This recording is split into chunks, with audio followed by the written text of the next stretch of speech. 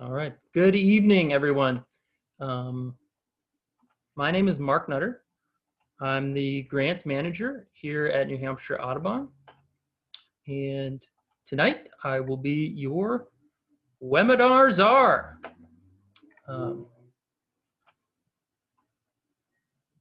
We will, like I said, we will be recording this event. So go ahead, please mute yourselves to enhance the recording. To make this event as in-person as behind a screen can be, please consider leaving your video on during the presentation, and importantly, during the Q&A section afterwards. That's where we can see you waving down to see that you have a question. Thanks for joining us for this final installment of our series of talks focused on pollinators this evening. You can view the previous 2 recorded webinars by visiting our YouTube channel, the link of which I'll put in the chat. I'd like to take this opportunity to briefly describe how this webinar fits into the larger mission of New Hampshire Audubon. For those of you who don't know, New Hampshire Audubon is a state-based environmental nonprofit organization that is completely independent from National Audubon. We rely on members and donors like you to support our charitable mission, which has 4 pillars: connecting people to nature through environmental education experiences, researching and conserving species in peril, managing 10,000 acres of wildlife sanctuaries throughout the state for habitat and recreation, and advocating for sound environmental policy in the New Hampshire State Legislature. I'm here today because of donors and members like you. I would like to thank the Cogswell Benevolent Trust, the Benjamin Couch Trust, and the Gertrude Couch Trust for their specific support of this webinar series and the educational initiatives in the Pollinator Garden. We also have a huge network of over 2,000 volunteers that assist us with wildlife monitoring, ambassador animal care, environmental education, and wildlife sanctuary management throughout the state. If you are a member, volunteer, or supporter of New Hampshire Audubon, thank you. If you would like to become a member or supporter, please check out our website for ways to get involved.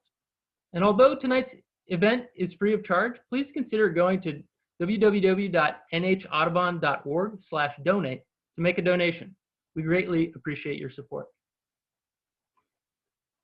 And although this is probably not your first webinar for 2020, I'd just like to take a moment to review some of the features that we might be using. Mute and unmute, start and stop video, the chat feature right here. You can ask your questions at any time, and our moderator, Diane DeLuca, will read those to Lisa at specific times throughout the presentation. And at the end of the presentation, there'll be a live Q&A where you can raise your hand by clicking on the Participants tab, and clicking this button, which will give you a blue hand, and we'll know that you would like to become unmuted and ask your question live. If you or anyone you know is a K-12 educator in a New Hampshire-based school system, I'd like to just mention briefly that we are part of a collaboration of the U.S. Fish and Wildlife Service New England Field Office, New Hampshire Project Learning Tree, and New Hampshire Fish and Game.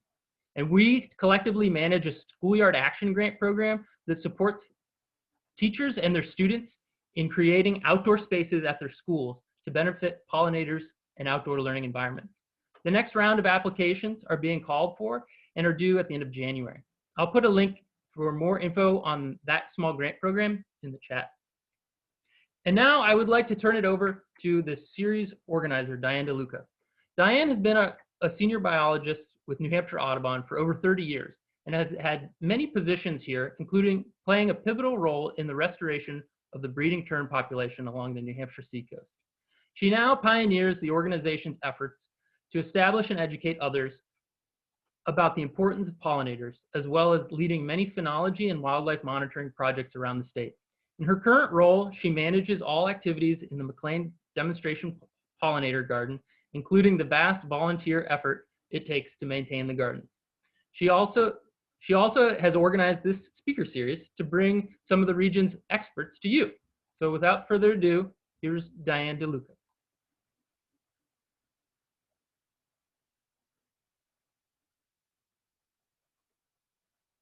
For making this webinar possible. with his expertise in the logistics of webinars, getting everybody online, and being a cheerful face of New Hampshire Audubon. There are many silver linings to living in the middle of a large piece of protected land, but connectivity is not one of them. So I have no video, and I am actually talking on the phone to make sure you can still hear me. But anyway, thankful to Mark that he's able to take the lead role in technology so that we can actually offer this series. Thanks also to Lisa Wise for her willingness to share her expertise on climate change and the impacts on our communities. Mark, I'm not sure if you're going to put up the slide about the evaluations, or Sure, I can do that. If we're just going to move, or we can do that at the end too. If we want to. It works best for you guys. Yeah, Diane, here's that slide. Okay. So before I fully introduce Lisa, I just want to share a special offer for all of you tonight. We will be sending out evaluation forms to give you the opportunity to share your thoughts on the program. And we appreciate hearing from each of you as to how we can improve your webinar experience. I don't actually see your screen. There it goes. After evaluations are in, there will be random drawing. There will be a random drawing, and one participant will win a copy of this book, The Butterflies of the White Mountains of New Hampshire. So this book was originally produced by New Hampshire Audubon back in 2003 and grew from a chance encounter with the author, Warren Keel. A staff member ran into him as he was out doing what he loved most, searching for butterflies. And it was quickly evident that he was a wealth of knowledge and had been doing citizen science for years to gather information on butterflies in New Hampshire. Last year, we brought back a limited edition of this book in celebration of the opening of our McLean Center Pollinator Garden. So one randomly selected winner of the survey respondents will win a copy of this book, and it's signed by both Warren Keel and the illustrator, Lois DeLuca. So I just wanted to share that with you and hope that you're all willing to share your thoughts with us on how your webinar experience was. So by way of introduction of Lisa Wise, Lisa is the Climate Adaptation Program Manager for UNH Cooperative Extension. So she works with New Hampshire communities to build awareness of and resilience to the impacts of changing climate. About half of her time is dedicated to supporting climate adaptation in the coastal watershed, working on projects with the New Hampshire Coastal Adaptation Group. And she is also working to develop new programming for climate adaptation in the rest of the state, including participating in the Upper Valley Adaptation Work Group and in the Northeast Climate Hub. Recent climate adaptation programming has focused on outreach to conservation commissions on addressing climate change, a climate in the classroom program with several junior high classes, and public engagement in municipal planning related to climate. Prior to joining Extension in 2017, Lisa worked on projects with the Great Bay Estuarine Research Reserve, Great Bay Partners, and the Infrastructure and Climate Network. She completed both her bachelor's and master's degrees at UNH in coastal ecosystem management. So we're thrilled to have her expertise here tonight, and she will be sharing her expertise through a presentation entitled Gardening in a Changing Climate. So welcome and thanks, Lisa. Thank you so much, Diane. And Mark, I just want to make sure that you're seeing the right thing. Yep. That looks Perfect. good. Okay, great. Well, thank you to New Hampshire Audubon for having me as part of this webinar series, and especially thank you to all of the participants for taking the time this evening during an especially crazy week of a very crazy year. I really appreciate it, and it's nice to have these opportunities, even in a virtual setting, to get to meet and interact with other folks around the state, and maybe you're calling in from further afield. So yes, like Diane said, we'll be talking about gardening in a changing climate. This is a little bit different than the bulk of my work, which is typically working directly with municipalities on climate adaptation planning and engagement projects. So I'm excited for this opportunity, and we will go ahead and dive in. As Mark mentioned, feel free to put any questions or comments in the chat throughout, and I'll check in with Diane periodically to see if there's any questions that, that we need to pause and address. And I just want to quickly acknowledge a couple of resources that I built on for this presentation. I will share these links and other resources with Mark to share with all of you afterwards.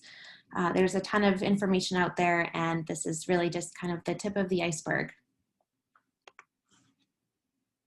So this is an overview of what we'll be talking about this evening. Kind of a climate change 101 to make sure we're all on the same page, and then diving into some of the specific impacts on plants and pollinators, and then getting into the more positive stuff, what we can do about it. So first, I wanted to pull up a poll question just to get a sense of all of you and how familiar you already feel with climate change information. Let me see if I can pull this up. So, okay, you should see a poll pop up on your screen that says, how familiar do you feel with climate change information? Very familiar, somewhere in between, not at all familiar. And I'll just give a little bit of time to respond to that. Looks like we've got 23, 24 responses, 25. All right. Thank you all for participating, and I'll share the results. This is all anonymous, so no pressure. So 10 of you are very familiar, 14 somewhere in between, and someone who's new to the topic. So a little bit of diversity in how familiar we all are. And so I think we can learn from each other this evening, which is great. Okay. So just to kind of introduce a few key concepts and terms. So we're coming from kind of a common understanding. So to the folks who are very familiar, this might seem a little introductory, but just want to kind of introduce a few key concepts. And so weather and climate, I like to start with kind of a distinction of the two terms and concepts, because sometimes they can get mixed up a little bit. And so when we're talking about weather, that's really the state of the atmosphere at a particular time and place, and really looking at the short term, day to day, maybe a week of a forecast, the short term, near term conditions that we expect to experience, like temperature, precipitation, humidity, cloudiness, wind. And so these are the kinds of things that help us figure out, what do I need to wear today? Do I need a jacket? What do I send my kids into daycare? Do I need to water my garden, or is there rain in the forecast? So kind of those immediate decisions. This graph on the right is an illustration of climate. And with climate, we're looking at the longer term trends and averages. So this graph shows from 1880 to 2020, and it's the global average temperature and how, and really the anomaly. So was it, how was it different from the baseline, the historical average? So each bar represents an individual year, and then the blue bars mean that year was colder than average, and the red bars mean it was warmer than average. And so really just highlighting that, in the late 1800s, early 1900s, it was kind of, average, colder than average, just a little bit, but really starting into the, 1970s, 1980s, we're seeing this increasing trend in warmer than average temperatures. And this is averaged across the whole globe. And so when we're thinking about climate change, it's those longer term averages, typically, averaging several decades, or looking at centuries over time. And one way to think about the difference between weather and climate determines what clothes, what kinds of jackets are in your closet, whereas weather is what you wear today. So, the clothes that are in my closet are different from what someone would have in Texas or Alaska, because our climate here, our average conditions are different. But from day to day, we have, a 60-degree day today, colder temperatures yesterday. So that's weather. So why are we seeing this increase in global temperatures over time? And this gets into the greenhouse effect. And this diagram on the left-hand side shows the natural greenhouse effect, because this is a natural phenomenon.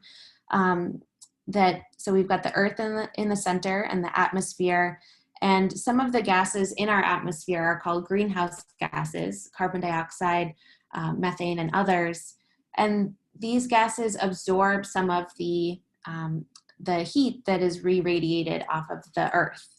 And so the sun's energy comes in, it reflects off the Earth, and some of that gets trapped by these greenhouse gases. And without any of those, the Earth would not be a habitable place for us. It would look very, very different. So some of that is good. It keeps it habitable and the Earth that we know.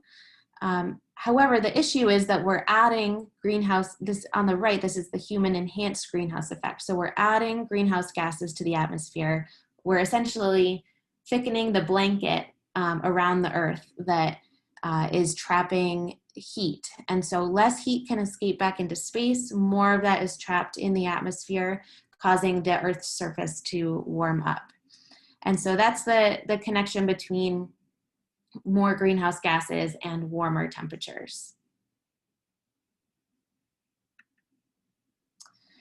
And just to put it in kind of a historical perspective, this graph goes all the way back 800,000 years, and this is carbon dioxide concentrations in our atmosphere. And so we know that there are natural causes to fluctuations in greenhouse gas concentrations and temperatures over time. And so there's natural causes from slight shifts in the Earth's orbit to changes in the sun's energy, and even volcanic eruptions that alter the amount of greenhouse gases in the atmosphere and determine what the Earth looks and feels like. So when historically we were having relatively higher concentrations of greenhouse gases that corresponded with warmer periods, interglacial periods, when there were lower concentrations of greenhouse gases that corresponded with ice ages, those glacial periods. And so you can kind of see these cyclical changes and periodic variations. But historically, the highest concentration that in this period of time was 300 parts per million carbon dioxide in the atmosphere. So humans came around 200,000 years ago. And then really, as we get closer to the present, you see this really astronomical increase to today. We're over 400 parts per million carbon dioxide in the atmosphere. And so you can see that this, our current carbon dioxide levels are just unprecedented in human history, and much higher than even in recent geologic history. In fact, the last time that atmospheric carbon dioxide levels were this high was more than 3 million years ago, and temperatures were very high, significantly higher than today, and sea levels were significantly higher than today. So just puts that in that kind of historical context that these are just conditions that we haven't seen before. And where do these additional greenhouse gases come from?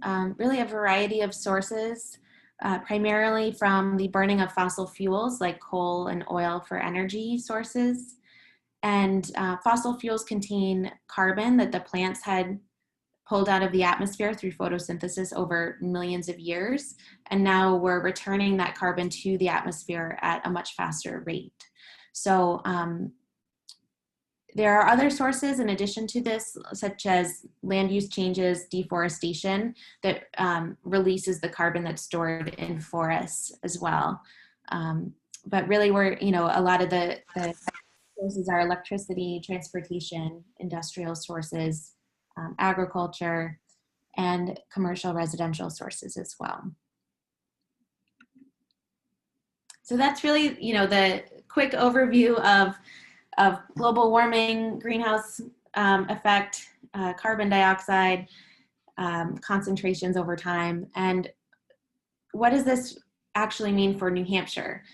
And we know that the effects of climate change look different in different places, but here in New Hampshire, we have seen and expect to continue to see warmer temperatures, especially in our winters, seasonal shifts in precipitation and reduced snowpack, a longer frost-free season, more extreme precipitation, and more intense storms.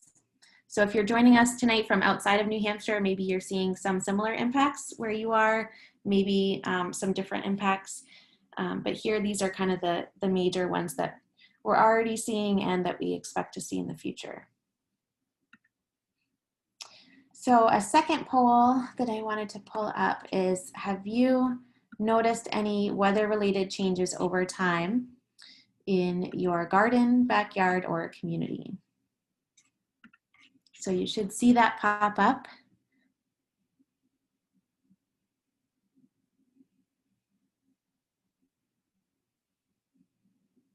And if you have any specific examples of what you've seen that or noticed over time that you want to share in the chat, that would be great. So it looks like the majority are answering yes. We still have a few more responses coming in, and a few folks aren't sure. Give it another couple seconds.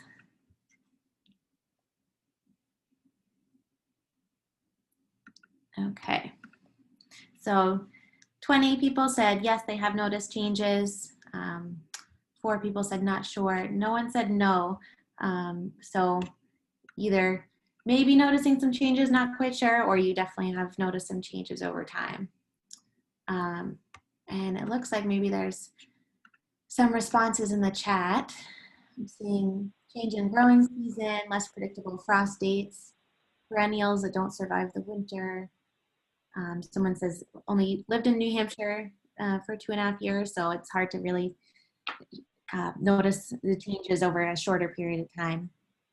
Longer growing season, earlier bloom times, earlier birds returning, extreme drought this summer, much less snow. Great, thank you so much for sharing. Feel free to keep chiming in the chat, and we'll keep on rolling. Yeah, here's a couple of others, Lisa. Drier summers, longer growing seasons. This person said, when I moved here 30 years ago, our first fall frost was near the end of September. More recently, it has not frosted until mid to late October.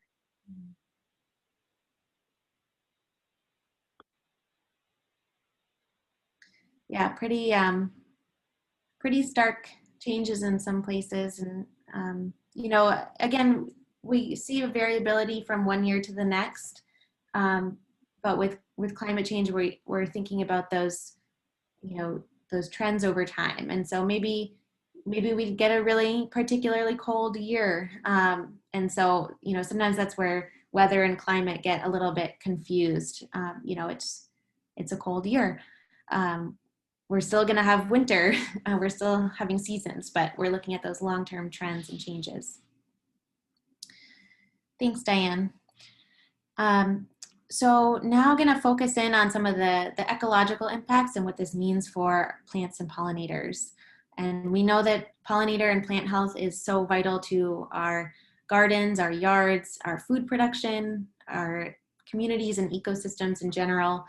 So it's important to understand the threats to pollinators and plants so that we can try to keep our communities and ecosystems that we depend on healthy and resilient into the future. And I like to share this study because it really underscores the importance of observations and record keeping. So several years ago, some of you may be familiar with this study, but some researchers compared Henry David Thoreau's observations in Concord, Mass. In the 1850s to what they were able to observe in the present day. And they found that the average temperature in Concord had increased by over 4 degrees Fahrenheit.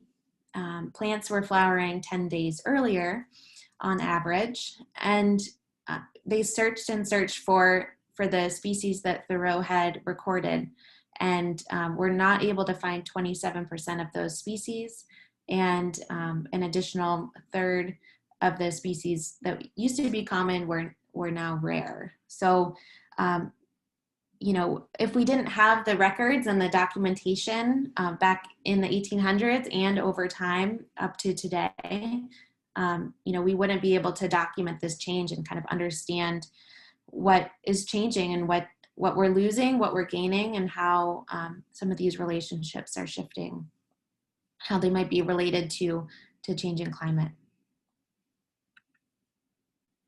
And so this is a summary of some of the key ecological responses to climate change that scientists have documented.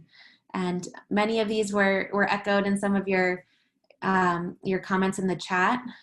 So local extinctions of species, earlier leaf and bloom events, more frost and freeze damage, when you get those early leaf and bloom events, but then it gets cold again, changes in pollen and nectar production. Invasive species are more responsive to change, and so get kind of an additional advantage to some native species. Wildlife have been shifting northward into higher elevations. Birds and butterflies are breeding and migrating earlier. Some insect pests are limited by cold temperatures, and so as we get warmer temperatures, especially in winter, you know, that could result in a northward expansion of some of those pests, or an expansion in the populations of those pests as well. And then as species that interact, that have a particular relationship, whether it's pollination or predator-prey, as they shift and respond to these changing conditions at different rates or in different directions, that can lead to changes in their relationship, in that synchrony. And that's by no means a comprehensive list, but kind of a summary of some of the impacts that we're seeing. And this is an example of an interesting resource and platform for contributing observations and looking at data, the National Phenology Network. Some of you may be familiar with that.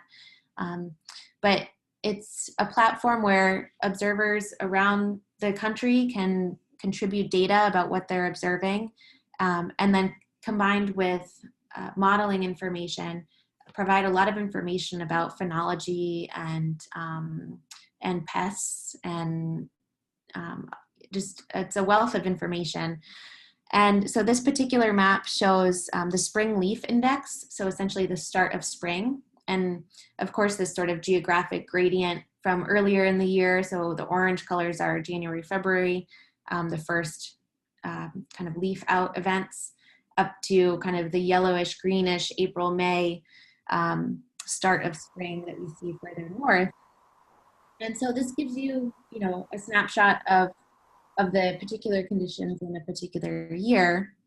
And then you are also able to go in and see, how does a particular year vary or compare to the historical baseline? And so this shows in the red colors, that means that the start of spring happened earlier than average. So the really dark red is 20 days early. The lighter colors in white is no difference, kind of the same as usual. And the bluer colors are 20 days late, the darker blue. So you can see the geographic differences. And then if you look at different years over time, you can see, you know, some years we have a really early spring. This was 2020, the spring leaf index anomaly in our area was either kind of normal or a little bit later than average. And so again, really underscoring the importance of the observations, you know, putting it all together and being able to look at not just a particular year, but how that's different from average, and being able to track these changes over time.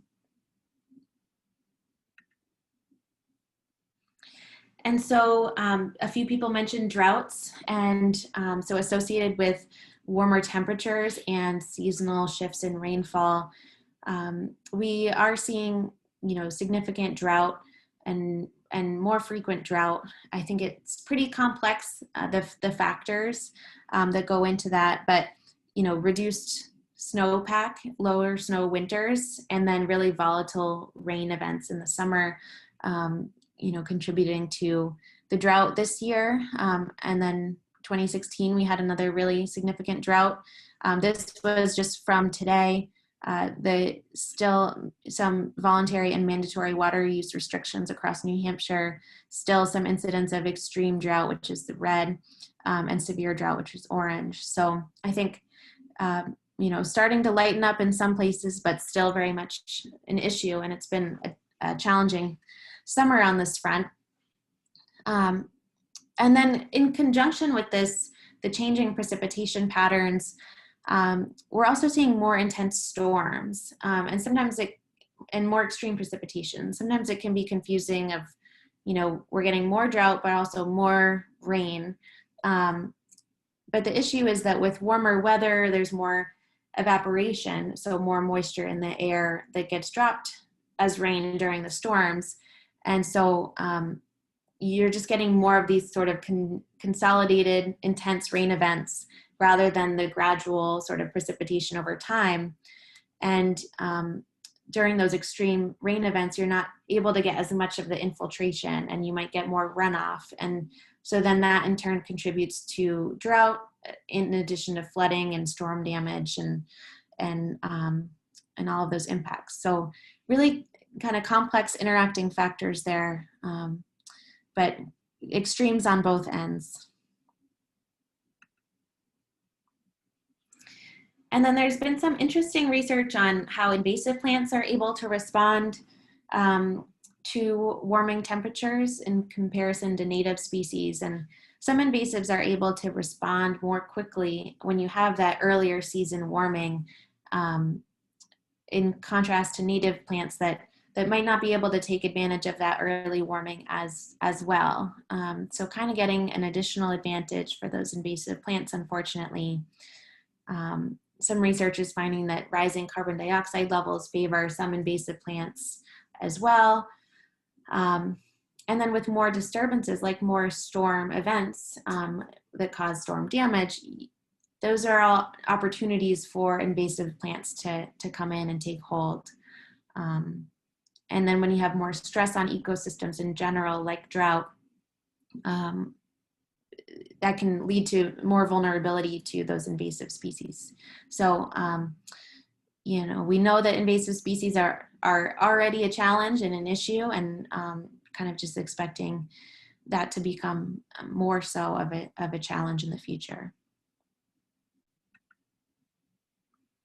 In terms of pests and diseases, with rising temperatures, we expect the spread and increased impact of some of these pests and diseases that can impact plant health. This example on the left is hemlock woolly adelgid that impacts our forests. And this is an insect that is limited by its inability to tolerate cold winter temperatures. But as I mentioned earlier, with those rising temperatures, that might facilitate some northward expansion. And then on the right, downy mildew, you know, many of the pathogens and fungal issues like this, like wet, humid conditions. And so as we get more kind of wet and warm conditions, you know, these could be increasing challenges. And again, as if plants are already stressed out from a drought, for example, they can be more vulnerable to some of these impacts.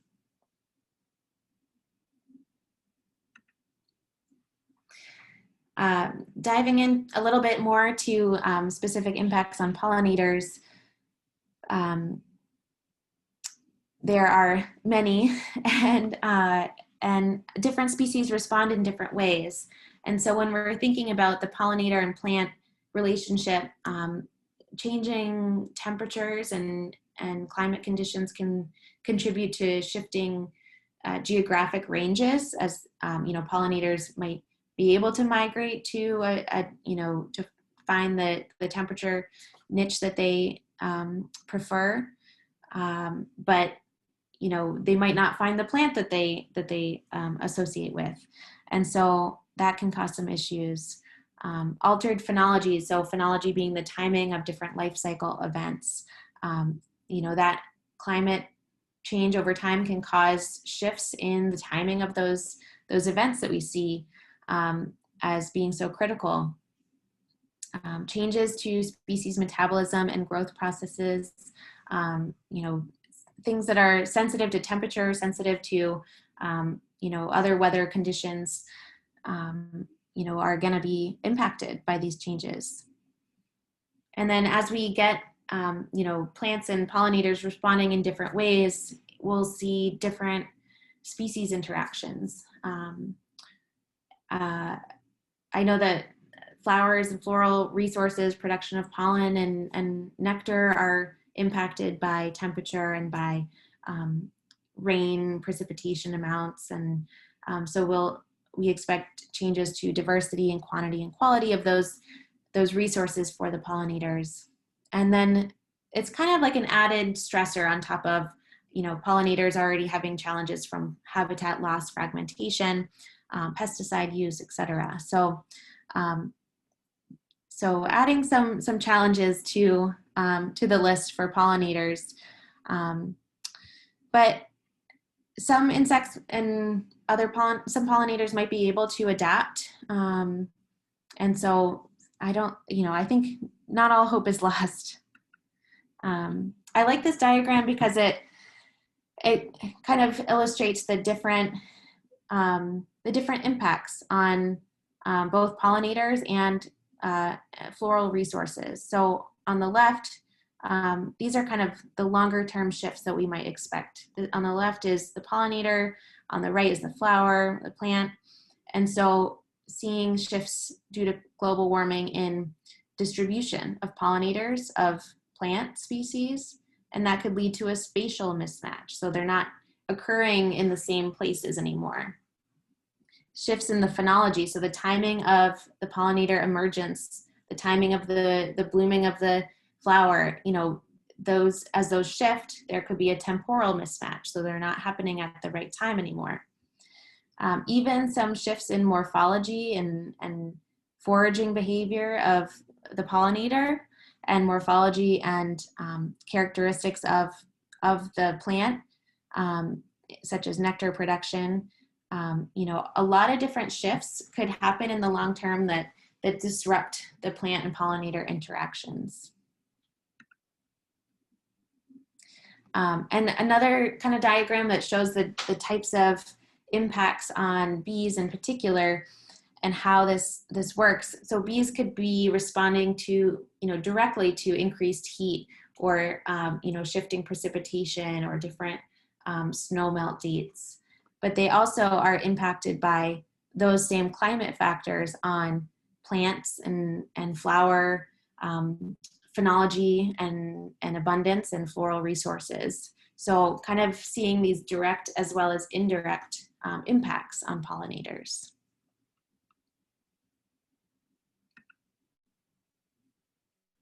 And I wanted to share a video just to switch it up. So hopefully this comes through. And I'll share the links to these afterwards as well, just in case you should be able to hear it. Sometimes the video is a little choppy coming through Zoom, but we'll give it a shot.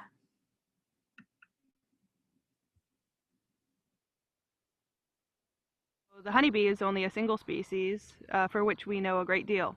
Native bees comprise 200 species here in New England, 4,000 species across North America, and 20,000 species worldwide. So we have noticed a change in bee populations due to climate change.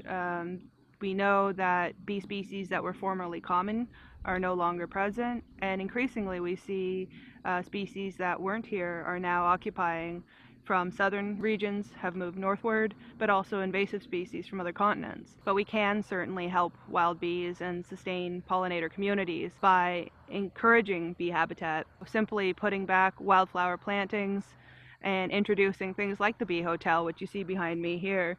These are ways of improving habitat and providing homes for bees in an otherwise barren landscape. With urbanization and land fragmentation, we've lost a lot of the wild bee habitat.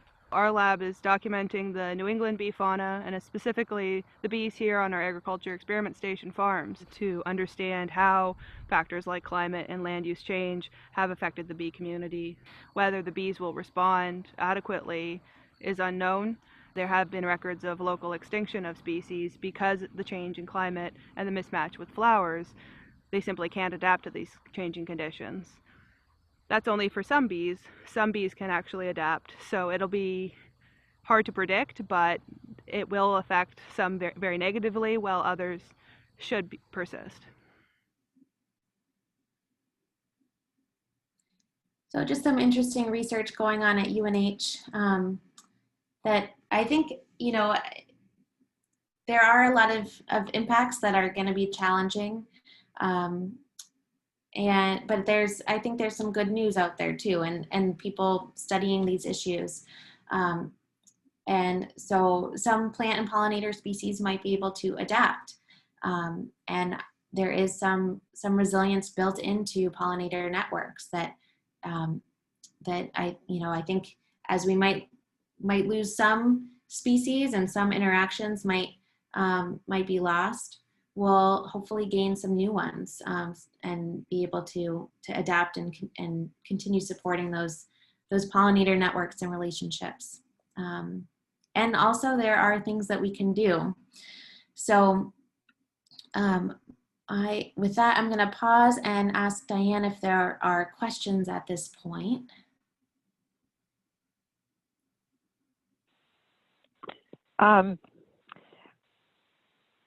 If people want to put their questions in the chat box, if anyone has questions, but there is a comment from Valerie saying, really enjoying this presentation so far. Easy to follow, useful information. Thank you. And I would agree with her. Does anyone have any questions that they want to ask at this point?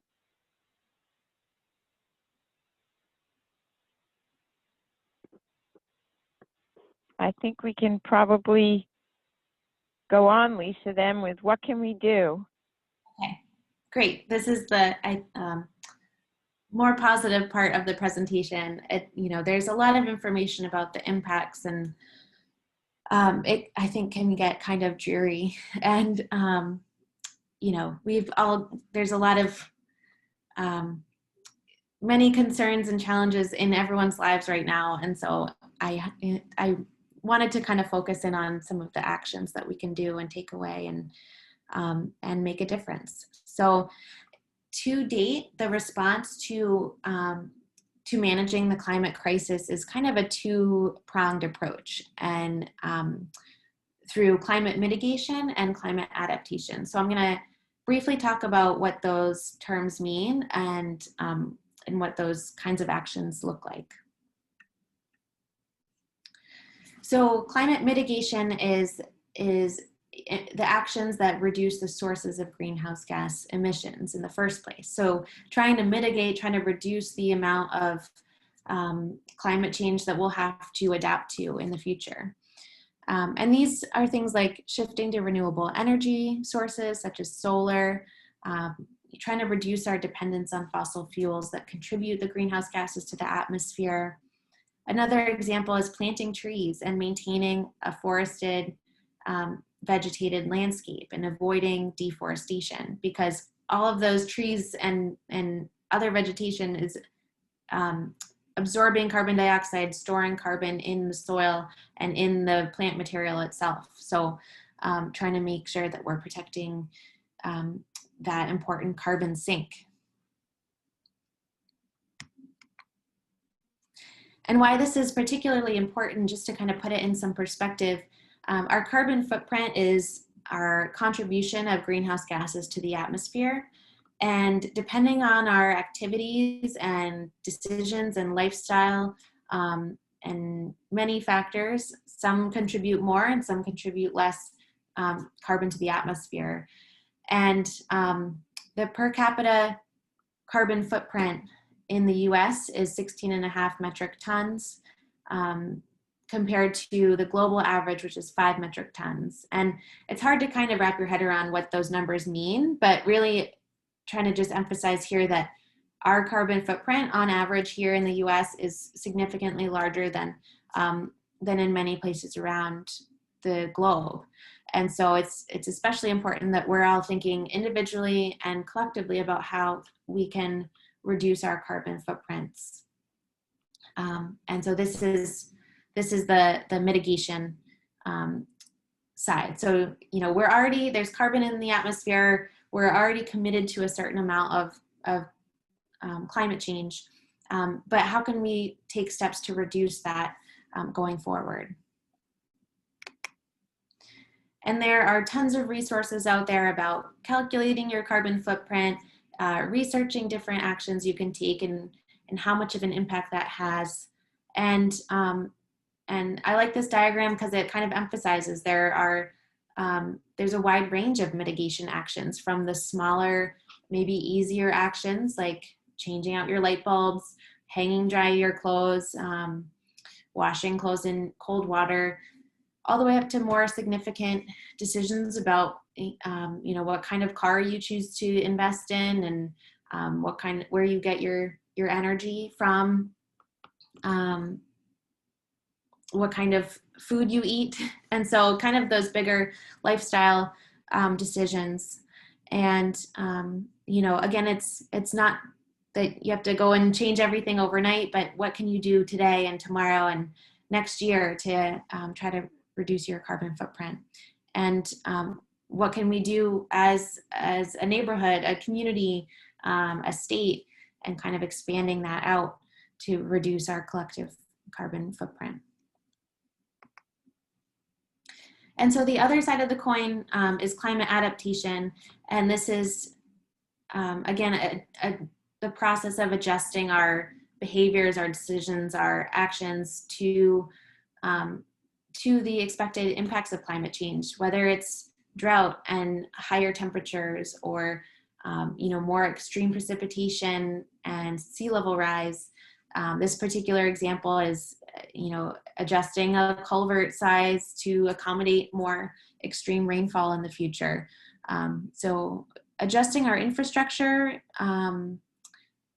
and just trying to kind of be forward thinking in, okay, if we have this decision point now, how can we make sure that is going to be resilient into the future with the expected changes in climate? So I could talk about climate adaptation all day, and there's a lot of different kind of manifestations or opportunities for that in all facets of life. But for the purposes of this presentation, I'm going to focus in on kind of some mitigation and adaptation actions in the gardening context. So what can we do in our own backyards? And this is based on a resource from Cornell. They have a climate smart gardening audit, which is essentially a checklist that walks you through 6 key categories of actions that can be taken. And some of these are mitigation, so helping to reduce your carbon footprint, and some are adaptation, so preparing for changing conditions, and some even fall into both categories, so they provide benefits for both of those. And so I'll walk through some of these examples. I want to make sure we have some time for questions and discussion afterwards. So I'll also provide the link to Mark to share with all of you so you can take a look at this. And I'm sure some of these actions you're already doing, but I'm hoping that there's something in there that might resonate with you for something new that you might want to consider. So the first category that they look at is organic material waste management. So really just, leaving your grass clippings in place, mulching your leaves and leaving them in place, which is, timely right now, composting. So trying to reduce your waste as well as reduce the need for fertilizer, which does, anytime you're kind of adding an external input to your garden or your landscape, that is, that's got a carbon footprint. So where are those opportunities to, use existing resources and avoid those external inputs? The second category is soil health and nutrient management. So cultivating a healthy soil, growing many different types of plants, minimizing soil compaction, using cover crops. So these are great ways to make sure you have a healthy soil and reducing potential need for additional fertilizer, reducing the potential for erosion and runoff during those storm events, and trying to improve infiltration of precipitation during rainfall. So kind of falls in the middle of some mitigation, some adaptation. Again, a lot of just best practices in general. It just, all that much more important in the context of climate change. So, testing your soil, making sure you're really targeting any fertilizer use that you might need, and just targeting those plant nutrient needs in particular, and not, trying to reduce the excess, basically. Category 3 is water management and conservation, really underscored this past summer and continuing now. I got a rain barrel for the first time this year and was able to continue to water my garden, even with the kind of sparse, sporadic rain that we got. So that was really helpful in the midst of a severe drought. And so trying to understand, what's happening with water. What do your plants need? Choosing plants that are really suited to the site conditions. Trying to minimize surface runoff. So where do you see erosion in the landscape, and where does the water go? And are there ways that you can really promote the infiltration where it's needed? And so some of you may be familiar with the Soak Up the Rain resource, which is a program through the state Department of Environmental Services. And on that website, they have a ton of information and ideas, even designs for rain gardens and different strategies for, reducing runoff and encouraging infiltration. So there's also a list of plants that are drought tolerant and so would have maybe less water need that I will share in the resources as well. Really important, as we talked about earlier, pollinator protection, important in general, but especially in the face of a changing climate, trying to make sure that our pollinator populations are supported locally and across the landscape, across the community. And so really making sure to use native plants, not non-natives, and incorporating a diversity of plants so that you have, some early bloomers, some later bloomers, so that you're, providing that food source for pollinators for different species, for different times of the season, really trying to support a variety of pollinators. And thinking about how can you protect and connect pollinator habitat. Maybe there's opportunities in your backyard, in your neighborhood, in your community to plant pollinator gardens, which looked like it was a topic of one of the other webinars in the series. And I know there's a ton of great resources on that out there. providing nesting habitat for native bees. That was one of the bee hotel in that video, trying to make sure that bees have that important habitat. And then reducing other stressors that we can control. So if, trying to reduce pesticide use, to reduce any other stressors that might be impacting pollinators.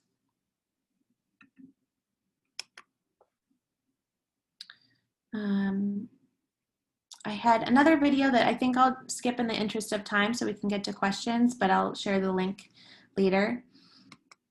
The fifth category is plant selection and design. So again, really understanding your site and conditions and choosing appropriate plants, choosing diverse plants, and of course, avoiding invasive species, managing invasive species that we know are problematic anyway and outcompete native plants and don't provide the same habitat quality for wildlife and pollinators. And so trying to make sure that we're really supporting native plants wherever possible. And then lastly, thinking about, again, kind of our inputs to this system, our equipment, our materials, any products that we might be purchasing for our gardening, our landscaping, and what's the carbon footprint kind of implication of that. Trying to reduce new purchases, trying to minimize the inputs that are needed, working to get local products wherever possible to reduce our carbon footprint.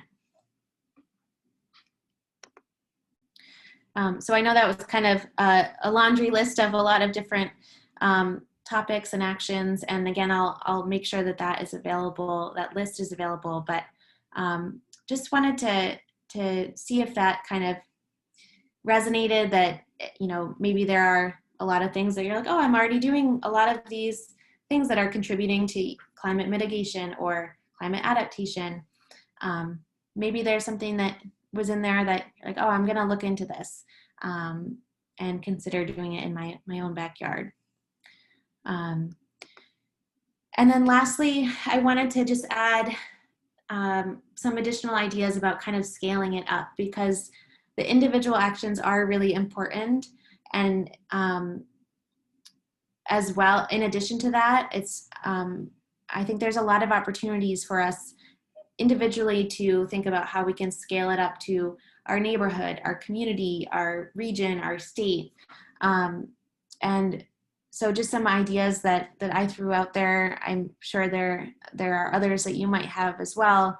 But encouraging your local home and garden retailers to carry native plants and energy efficient products, local products, thinking about school or community garden products or pollinator garden projects in your community. Participating in community science and stewardship opportunities. The National Phenology Network is a great opportunity to participate in data collection and observation that we know is so important for understanding these changes over time. And there are a lot of opportunities. In particular, some of my colleagues run a program called Nature Groupie that helps match volunteers with volunteer stewardship opportunities outdoors. So a lot of resources out there to connect with on that front. Encouraging composting and recycling programs in your community, and finding what your community is or isn't doing to adapt to climate change or mitigate climate change. Are they supporting renewable energy? Are they planning for those increased precipitation events, and when decisions are being made about infrastructure? What are those ways that the community can be thinking ahead and being better prepared for the future? And getting involved in those efforts. And lastly, talking to other people about climate change.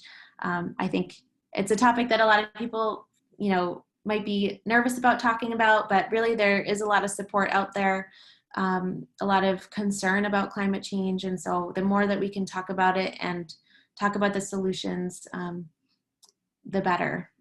So with that, I wanted to do one last poll, and then we'll, I think, go to questions and discussion. But just wanted to get a sense of whether you might have gotten an idea for a new action that you might take to address climate change in your garden, backyard, or community.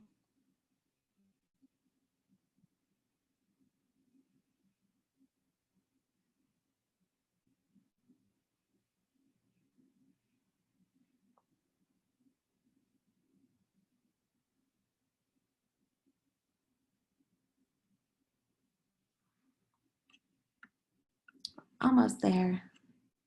Looks like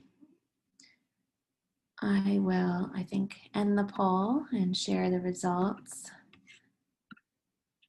So 70% said yes. I did get an idea. 22% not quite sure yet. A couple people said no, which is totally fine. Just wanted to kind of take the pulse, and then if you do have a specific idea that you want to share in the chat that that you are interested in exploring, that would be awesome. So Diane, with that, I will, I think, stop sharing my screen. Here's my contact information if you have questions or want a specific resource that I might have mentioned. Please feel free to reach out.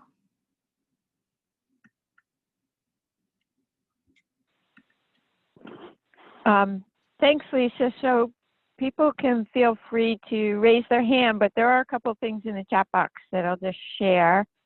Going back just a little ways, someone asked the question, when is the average first and last day of frost in New Hampshire?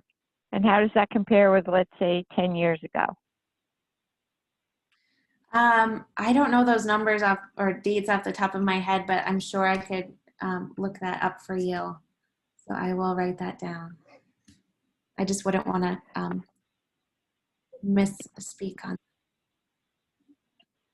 So there was a thread in the chat box. Some people might be looking at the chat box, but there was a thread about whether or not Cooperative Extension was running soil tests. And Ruth actually responded that the soil lab is opened again. I don't know, Ruth, if you want to share more here, but they're accepting soil samples via the mail, and forms are available on the Extension website. Now is a great time to get a soil test done so you're ready in the spring to make any changes needed. So yes, you can get a soil test now, which is great. Kathy Box, do you want to share a little bit about this technique to conserve water?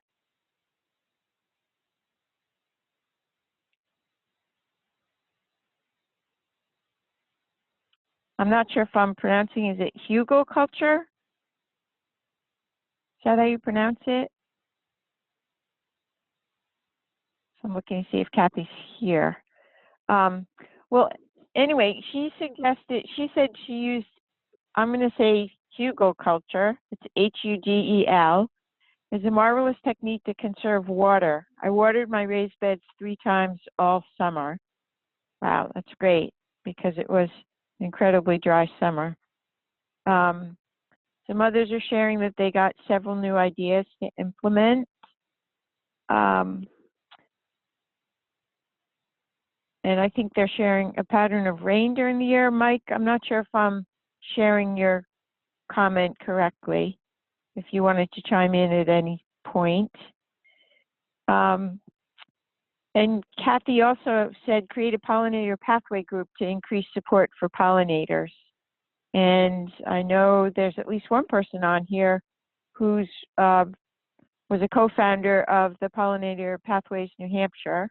And she might want to share a little bit more with us, but that's a great idea. Lisa, could you tell us more about not buying bedding plants that are sprayed with chemicals that are bad for pollinating insects?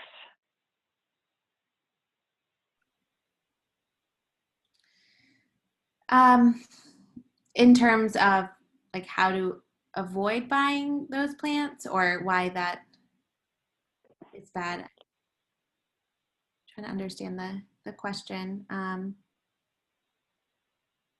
I mean, I think it is challenging, you know, you're limited to what is available and maybe your local retailer in terms of, I know there's issues with selling non-native plants and some chemicals. So I don't know. I think it's a lot of nurseries and even some of the larger stores now actually label their plants with no neonics.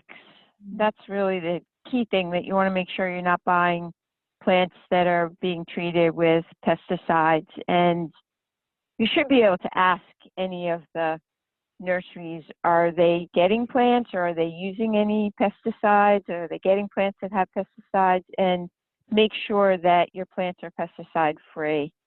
And there's been a lot of progress in the last couple of years in that regard. So most places you go to buy plants at this point can tell you whether or not there's any kind of pesticide usage in their plants. And if they can't, you probably should go somewhere else and purchase your plants.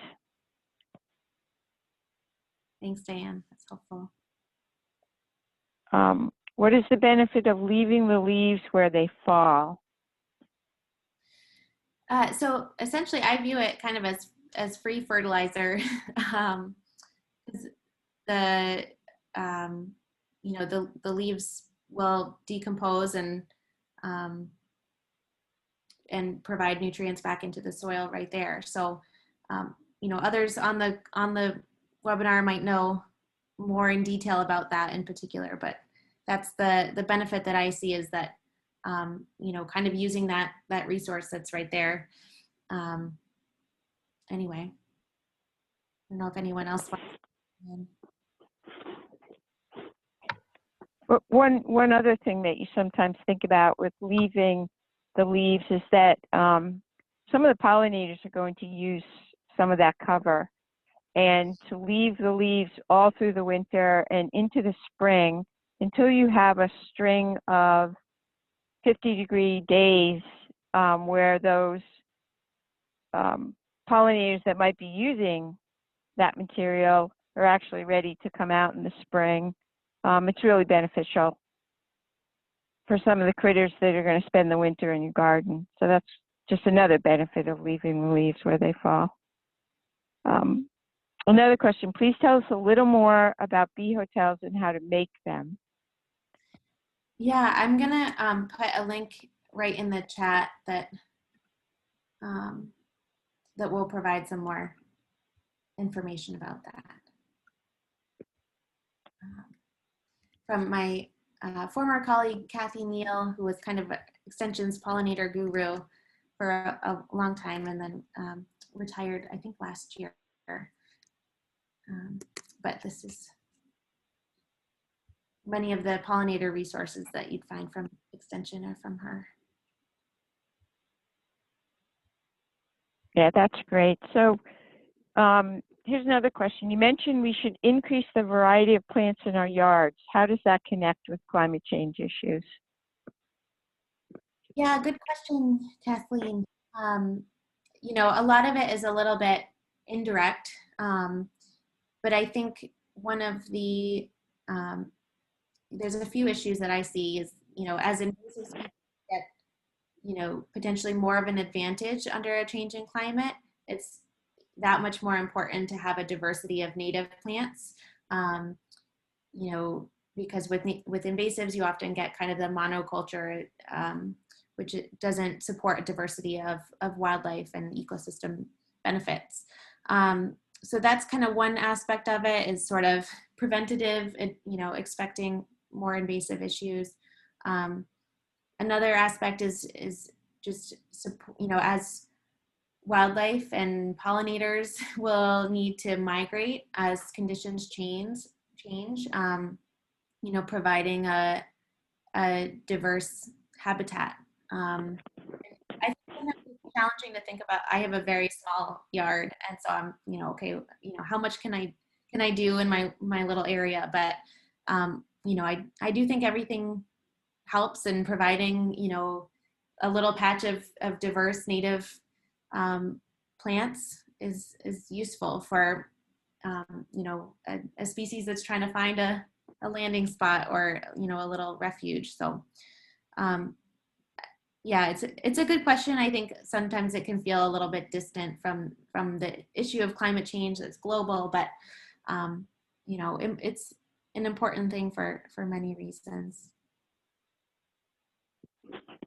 So Lisa, there's a lot of expertise in this group, so I'm just going to share a couple of the comments. So Ruth shared a little bit more. Ruth, I'm hoping I'm pronouncing this right, hugelkultur. She says it's a technique that uses buried wood to grow in. And here's a link. So there's a link in the chat box. So if people are interested in taking a look at that. And then Vicki shared that bee expert Heather Holm, who's written a number of books and also does some local webinars as well, I think. She recommends natural nesting locations over bee hotels, specifically cavities in bark and logs, hollow stems and pith and perennial stems, and ground nests. So there's a lot of, Heather Holm has a lot of information out there, so she's another great resource. Thanks, Vicki, for sharing that. And Vicki sharing even more. Vicki, feel free to unmute yourself if you want to share directly, but she shares that some bee hotel tubes are too short. Yeah, I've seen that too. Too many of the larvae get predated in that case. If you buy one, make sure the sticks or tubes are 8 inches long and recommend that people clean them out every year to prevent disease. Thanks, Vicki. Yeah, thank you. I feel like climate change is this big umbrella issue, and there's a lot of different components of it. And so knowing those resources, those contexts to go for the best information is really helpful. Yeah, so folks should check their chat box because there are a number of links in there that might be helpful. And feel free if you want to raise your hand if people want to ask questions directly. And I'm still looking at the chat box.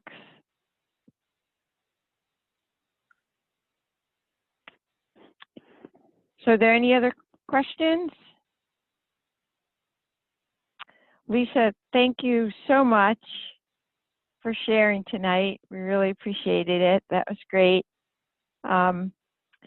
So much for us to think about.